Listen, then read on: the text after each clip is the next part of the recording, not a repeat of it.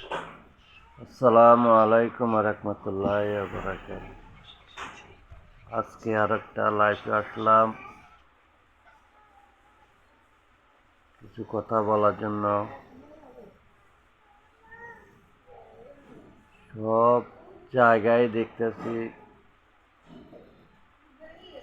মানুষের ভিতরে একটু না একটু ভুল ত্রুটি আছে থাকে, কিন্তু দুঃখ লাগে এটাই, আমার খারাপ সময়টা খারাপ গেছে ওইটা মনে নাই, দেন একটু টাকা পয়সা হয়ে গেছে, দেন আমি অন্য স্টাইলের হয়ে গেছি। এই সমাজে আপনার এই প্রচলিত চলতেছে। আর একটা বিষয় হচ্ছে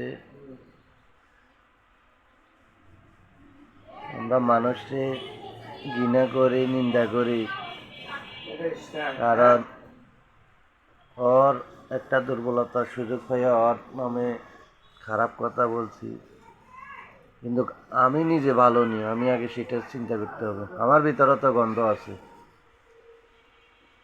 কেউ জুয়ার পিছে আছে, কেউ নারীর পিছে আছে, সে নেশার পিছে আছে, সে টাকার পিছে আছে। এক একজন এক এক কাজের মধ্যে জড়িত আছে, একটু একটু সবাই ভুল করে, সবার ভিতরে ভুল আছে।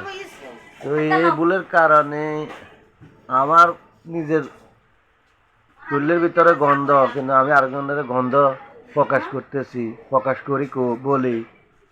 তো এইটা কি সমাজে মানুষ, তুমিও বাস করছো, আমিও বাস করছি, আমিও ছোটবেলা হইতে মানুষ চিনতেছি, মানুষ দেখতেছি, তুমিও দেখতেছো। তাহলে তোমার পেটের গন্ধটা আরেকজনে বলতে পারবো না, আরেকজনের গন্ধটা আমি বলে দেব। এই সমাজে চলতেছে এভাবে। তো যাক, ভালো লাগলে আমার জন্য দোয়া করবেন, কারণ সবার ভিতরে একটু একটু গন্ধ আছে।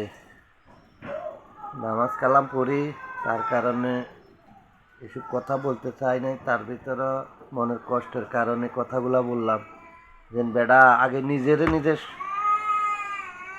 ভালো কর, ভালো হ, তারপরে আরেকজনের ভালো উপদেশ দিবি, ভালো পরামর্শ দিবি, ভালোভাবে চলার কথা বলবি, বা ভালো করবি। নিজের ভিতরে গন্ধ আরেকজনের টিটকারিমূলক কথাবার্তা বলে। তো ভালো লাগলে লাইক কমেন্ট করবেন। আসসালামু আলাইকুম রহমতুল্লাহ বারাকাতুহু।